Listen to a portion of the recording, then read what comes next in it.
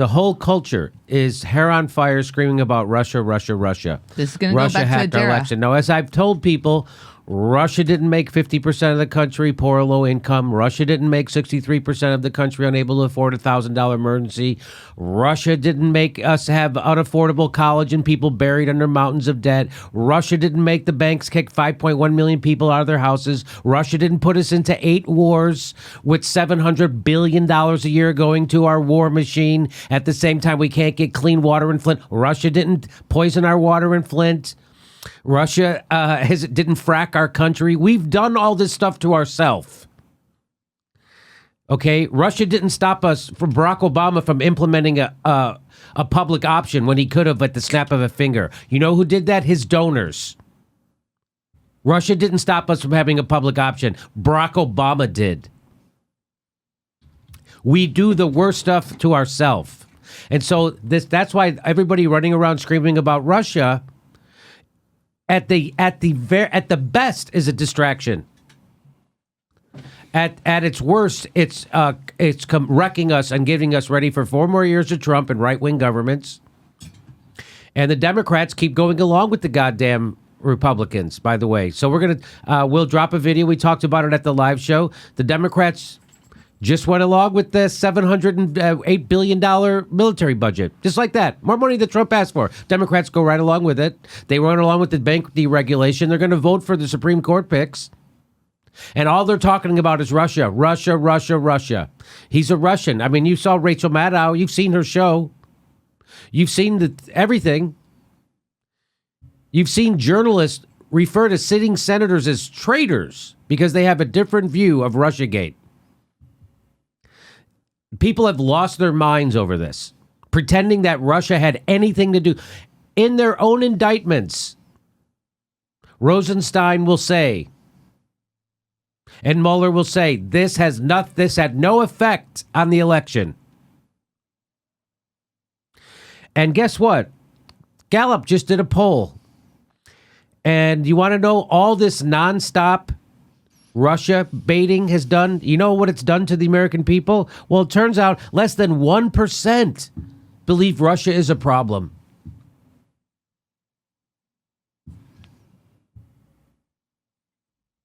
All that red baiting, all that Russia, Russia, Russia, nonstop, hours and hours and hours of Russia, Russia, Russia on Rachel Maddow and on every show. Well, remember the last time we looked at that Harvard study that said it was at 6%? So that means like all the repetition has, I mean, it was dismal enough at 6%. I mean, it was ridiculous beyond comprehension then.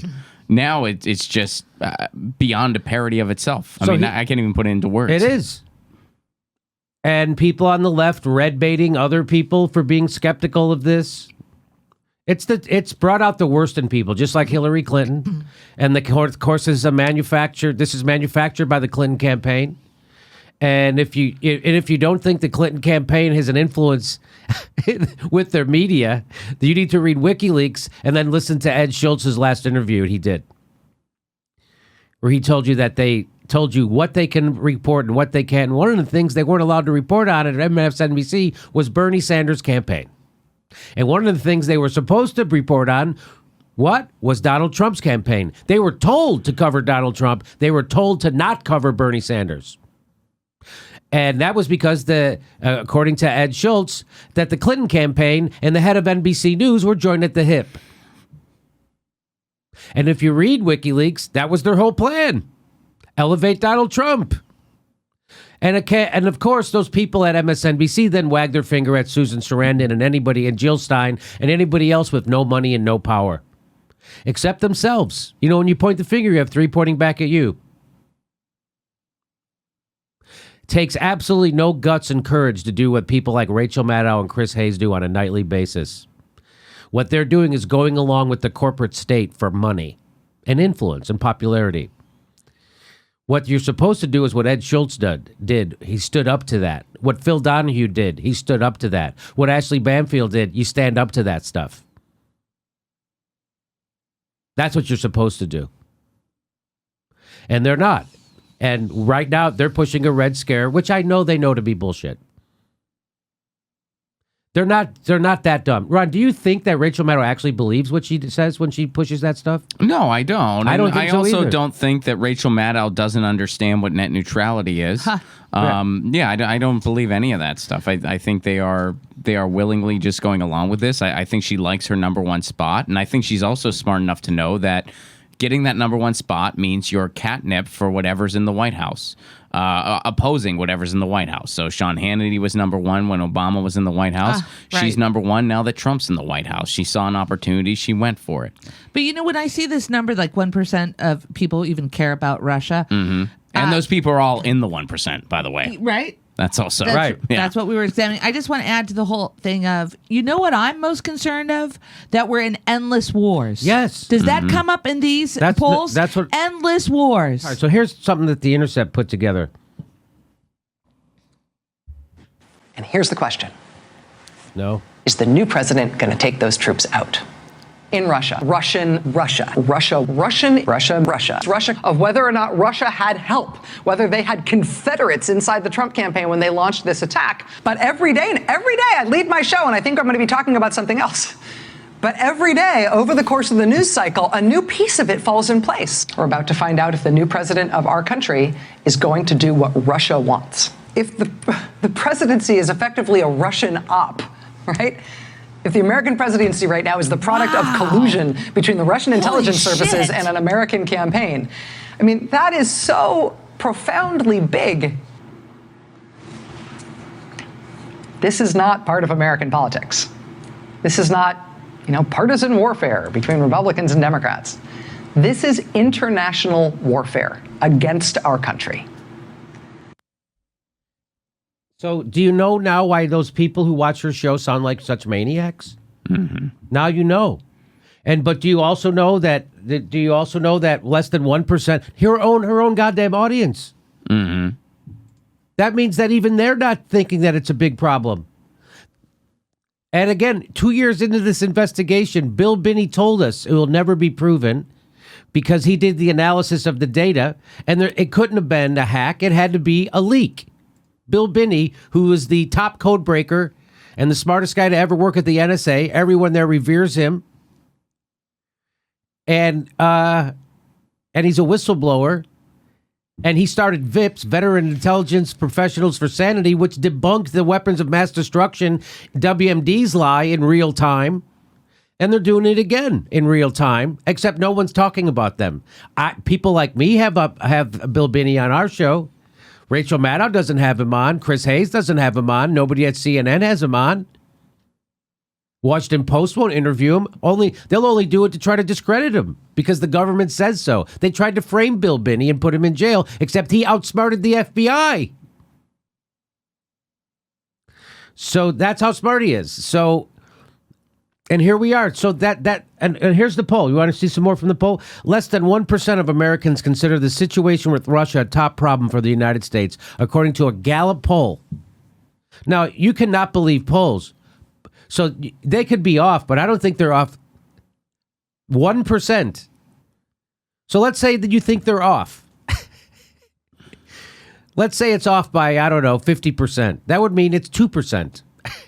Or 100%. I'm not good with numbers. You know what I'm saying. Let's double that number, 2%. Let's quadruple that. Go to 4%. So let's say they're off by quadruple. Let's say they're off by 10 times, and it's just 10%. Still an infinitesimal small percentage of Americans. More Americans believe in UFOs going to come take us to another planet. And you know what I wish they did in this in particular? I wish they did that Harvard thing that we covered, I think it was about a year ago at this point, but that said the 6%. They also did another subsequent thing where they measured how much the corporate media talked about it on average, and Russia was at like 75 or something like that. I wish that would be in here, because I have a feeling that number's higher than 75 right now, if I had to take a guess. I bet. And none of those people in the establishment media or in the independent media who have been pushing this are embarrassed. In fact, Kyle Kalinske told me he saw a show that pushes Russiagate actually used this poll to validate their Russiagate shit. Really? I don't know how you do that. I haven't seen the video. He told me. 1% care, so more people need to know about it. We haven't talked about it enough.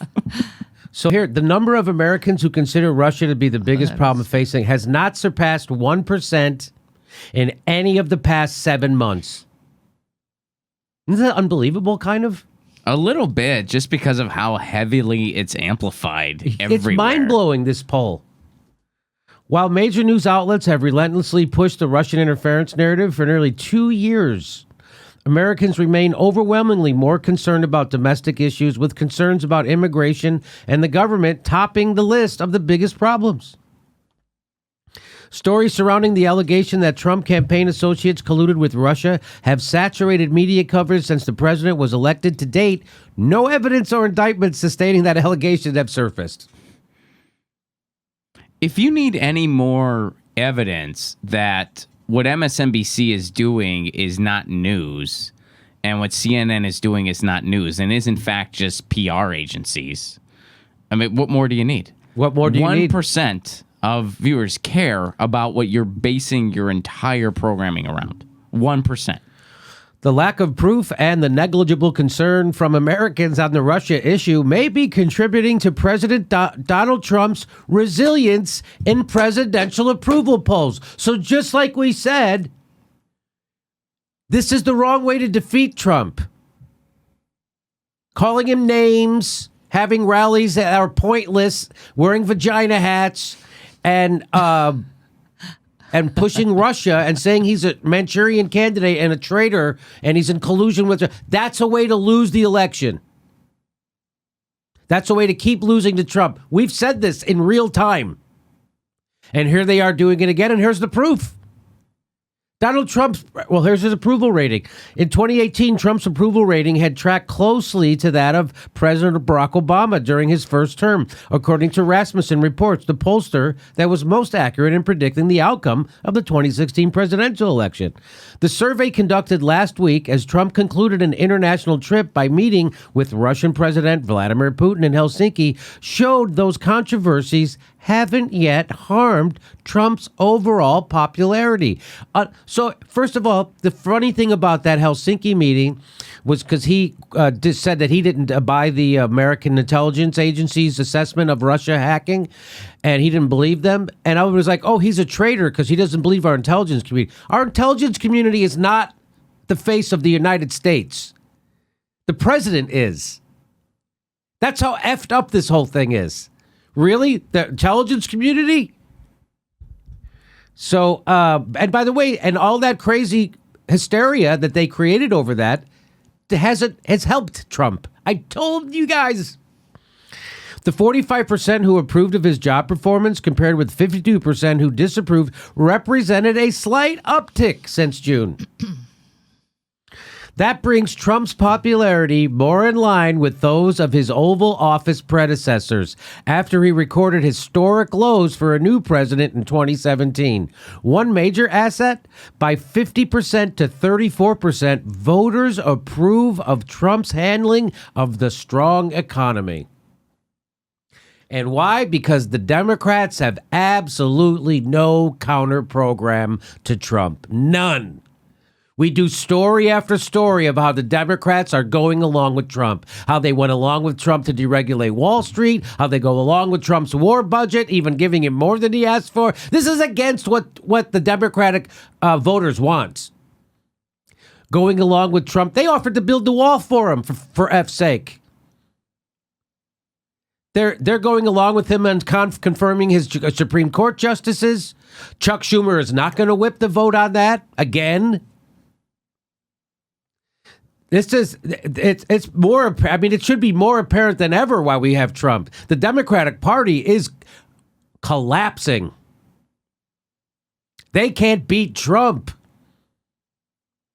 Talk about an existentially, I mean, what does that tell you about a party that you're losing to Trump? I don't even know what to say. So there it is. No one gives a crap about Russiagate. And Trump's approval ratings stronger than ever. Way to go, Democrats! Have nothing left to offer people. See how that works. Keep going. Keep pushing Russia. Keep pushing a better deal, not a new deal. Not free college, single payer, Medicare for all, end the war. No, just a better deal, slightly better. We think. We don't even know what's in it yet. It might be. Well, my favorite, whenever whenever on Twitter, like I'll bring up how the Democrats are just Russia and stuff. People are like, well, they're not doing anything about any of the other stuff because they're not in power. They're not like, so they're just, and I'm like, oh, okay, so they just can't do anything when they can't come up with alternative policies when they're not, then just why are we paying them? Why are they employed right now? They should just stay home by that logic. They should just not be there in general. Right. Then why do they even show up? Why do they have a job then? So if you don't have control of the Senate, then why even show up? Yeah. So if you don't have a majority in either house, then why are we even voting for you? Right? Yeah. I guess they should just sit out until the next election. I mean, by that logic. Well, yeah. Which they are doing, but they are doing in their own way. We talk about this all the time. It's by design that they're not doing anything for us.